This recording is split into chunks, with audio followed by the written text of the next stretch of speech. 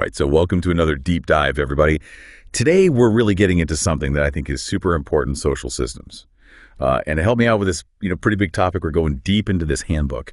And it basically, tries to break down these kind of like huge global challenges that we're all facing. We're going to be focusing specifically on chapter 2, which really gets into the nitty-gritty of demographics, education, healthcare, all the things that like really make up the fabric of our societies. And of course, the always relevant issue of, social inequality. Yeah, and I think what's so fascinating about understanding these systems is it's almost like you're getting like a key to decode the world around us. We can start to see these patterns, how these things are interconnected, and ultimately, how they all impact our lives. Yeah, absolutely. So let's jump right in. The first section of this chapter is all about demographics and population trends. And I got to admit, I was kind of blown away to learn that more than half the world's population now lives in cities. That's a huge shift. Yeah, it's a trend that's been, accelerating for decades now, and it's really only picking up speed. I think what's especially intriguing, though, is how this urbanization, plays out differently in different parts of the world. For instance, we see these megacities, exploding in places like Asia and Africa, whereas, a lot of cities in developed countries are dealing with aging populations and like declining birth rates. Right. So it's not just about like more people living in cities. It's about the makeup of those populations, right? Like the age structure. The handbook uses this term, youth bulge, to describe what's happening in a lot of developing nations. Can you maybe break down like what exactly that means and why it matters? Yeah, so a youth bulge basically means that a really significant portion of the population is under the age of, let's say, 30.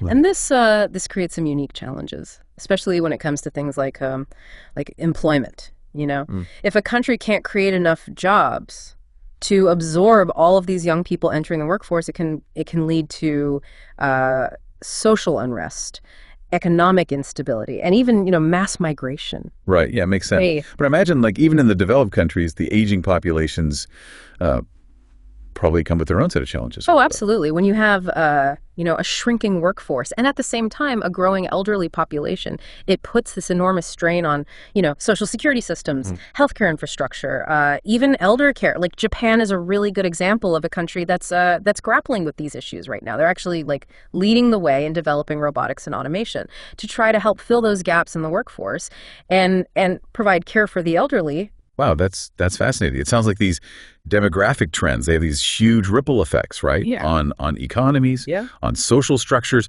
even like technological innovation is making me think about like how different generations are, experiencing the world and the different challenges they face. Exactly. And that actually leads us perfectly into the next section of chapter 2, which is all about education. So while we are seeing some really encouraging progress towards universal education globally, there are still these persistent gaps, in access, but also, and maybe even more importantly, in the quality of education that's being provided. Yeah, I think a lot of people just kind of assume that if you just get kids into school, like that's enough. But this handbook argues that like education needs to adapt to the demands of this like rapidly changing, 21st century world. Yeah, that's a crucial point. It's not enough anymore to just, teach rote memorization or even just basic literacy skills. In an era of automation, artificial intelligence, education has to foster, critical thinking, problem solving, adaptability, digital literacy. Yeah, I'm curious, what are some of the like specific skill gaps that this handbook identifies? Yeah. And what are some of the like innovative approaches to maybe bridging those gaps? Well, one major gap that they point to is in STEM fields, so science, technology, engineering, and math.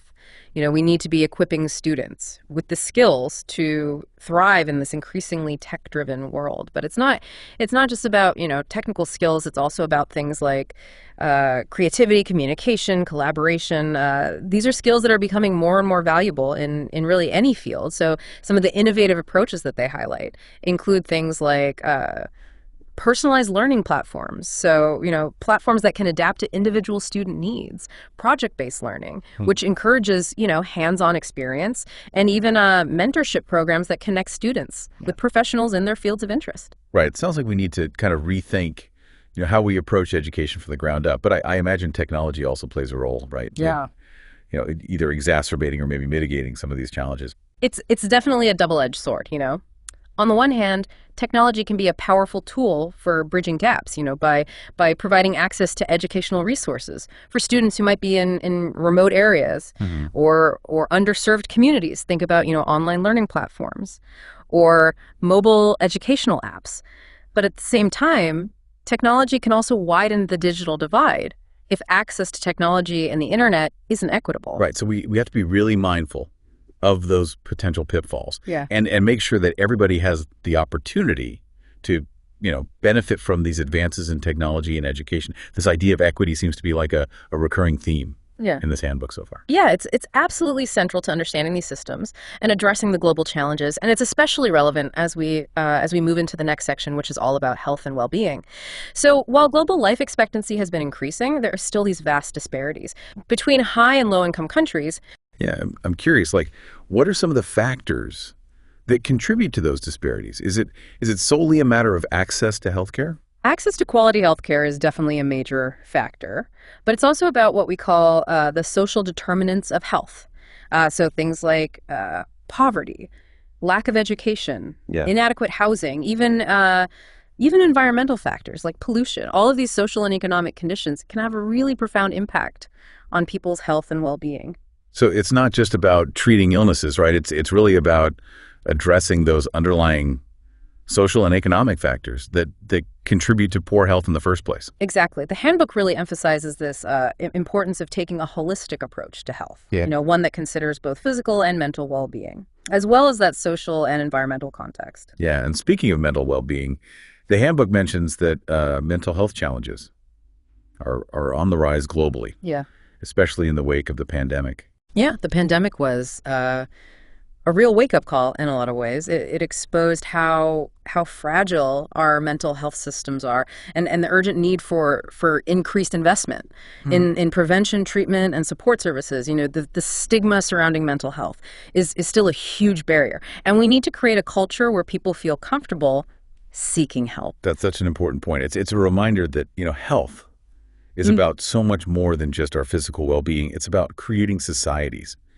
that support the mental and emotional well-being of all their citizens. Precisely. And that brings us to the final and perhaps the most challenging section of this chapter, social inequality. And this is where we really see how interconnected all of these issues are. Yeah, the handbook doesn't shy away from, the harsh realities of things like income inequality, gender disparities, racial and ethnic discrimination, and how all of these issues intersect and perpetuate each other. Right. It's a really complex web, and it's important to understand the root causes of these inequalities. For example, a lack of access to quality education can limit job opportunities, which perpetuates poverty, which in turn can lead to poorer health outcomes. It's a vicious cycle. Yeah, and the handbook points out that women and girls, often bear a disproportionate burden of these inequalities.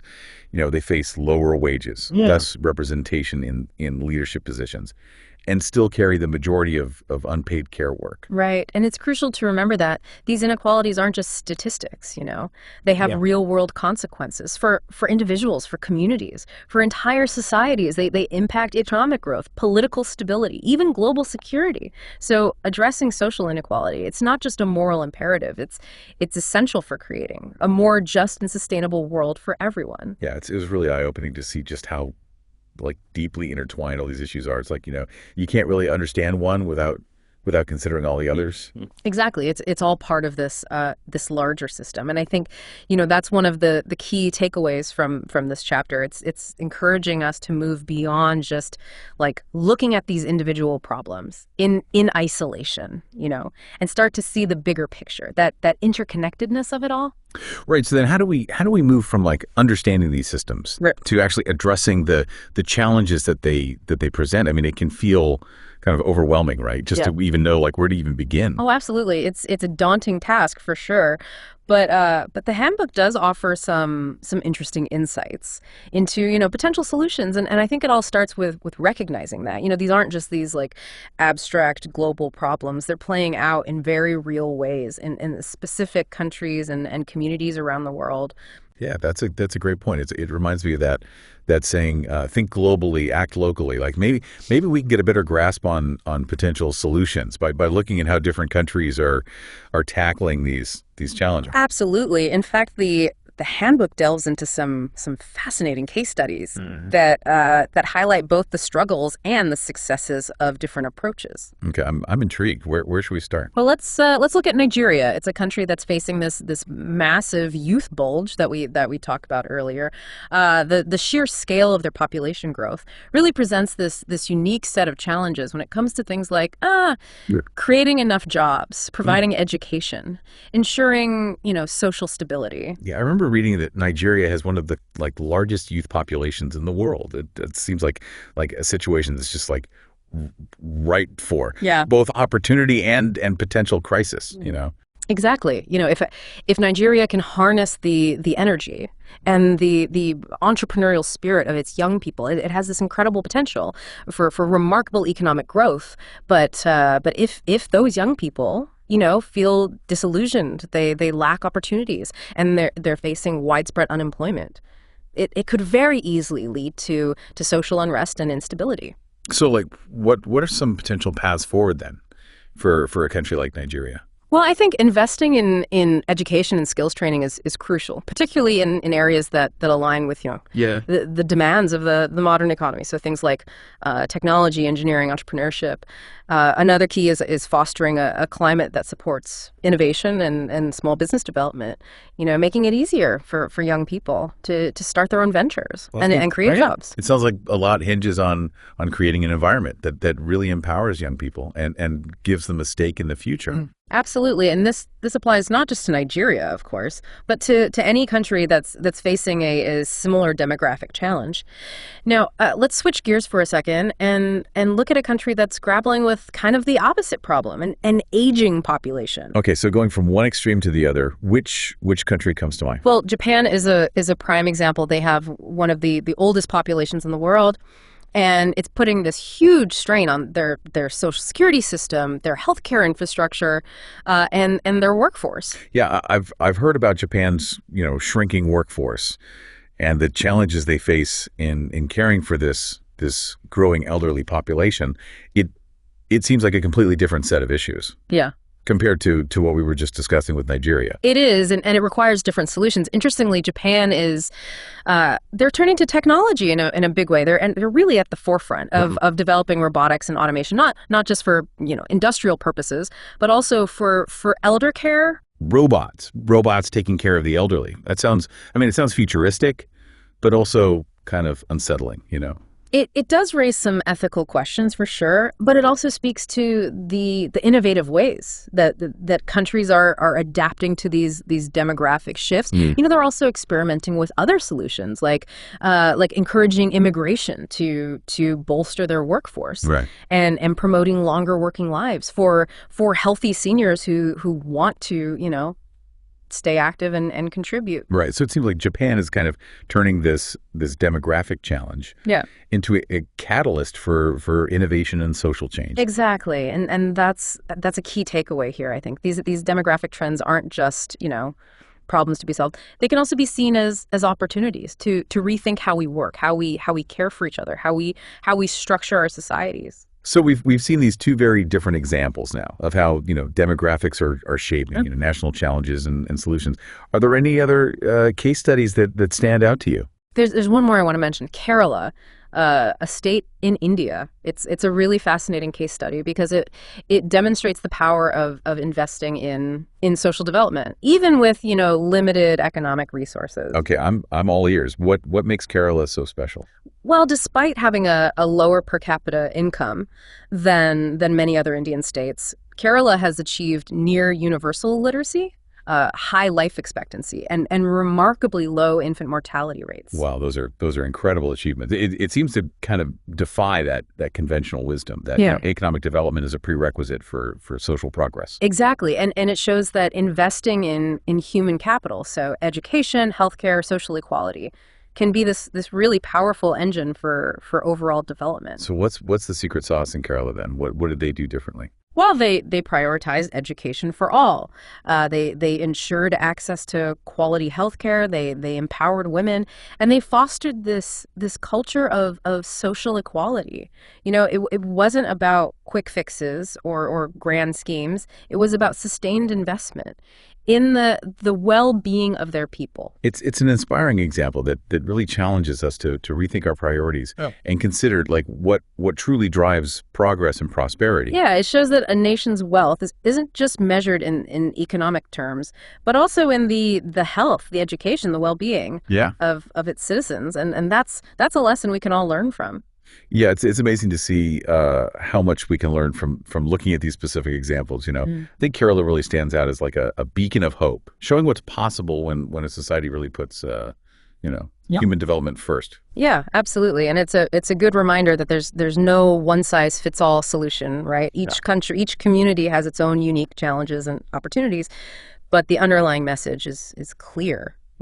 Investing in people is the smartest investment we can make. So I'm curious, does the handbook offer any insights into how we can kind of move beyond like these individual case studies and start to address these challenges on a global scale? Yeah, it does touch upon, the complexities of global governance and the role of international organizations like, the United Nations in tackling these systemic issues. And it acknowledges the challenges of coordinating efforts, across all these diverse nations with all their varying priorities and political systems. Right. I imagine that's no easy feat, trying to get everyone on the same page, especially when it comes to issues like social inequality or climate change. It's got to be like herding cats. It certainly can be, but the handbook makes this really compelling case for why international cooperation is more crucial than ever. These aren't just national problems anymore. They're global challenges that require global solutions. So what are some like concrete examples of how these international organizations are trying to address these issues? Well, the UN Sustainable Development Goals are a great example. They provide a framework for tackling this wide range of interconnected challenges, from poverty and hunger to education and healthcare, with specific targets to be achieved, by 2030. Right. It's an ambitious agenda for sure, but it at least provides a roadmap for collective action. Yeah. So what are some of the key obstacles then to actually achieving these goals? Well, one major obstacle is funding. A lot of developing countries just don't have the resources to implement these ambitious goals without support from wealthier nations. Another challenge is just political will. It's easy for governments to pay lip service to these goals, but it's much harder to make those tough policy choices and commit the necessary resources to actually achieve them.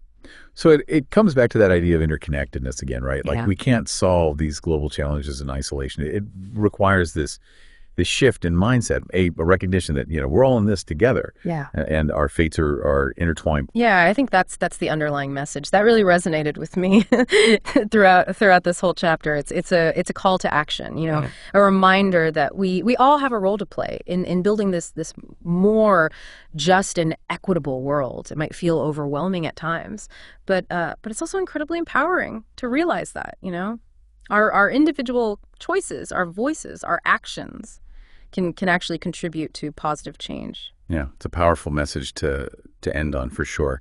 This deep dive has been a real eye opener for me, and I hope it's given our listeners a lot to think about as well. It's definitely sparked a desire in me to learn more and to find ways to get involved in creating that better future for everyone. That's what we hoped for. This is just the beginning of the conversation. The more we understand about these complex social systems, the better equipped we'll be to navigate the challenges and the opportunities ahead. Well, thanks for joining us on this deep dive, everybody. And until next time, keep exploring, keep questioning. Let's keep striving to make a difference.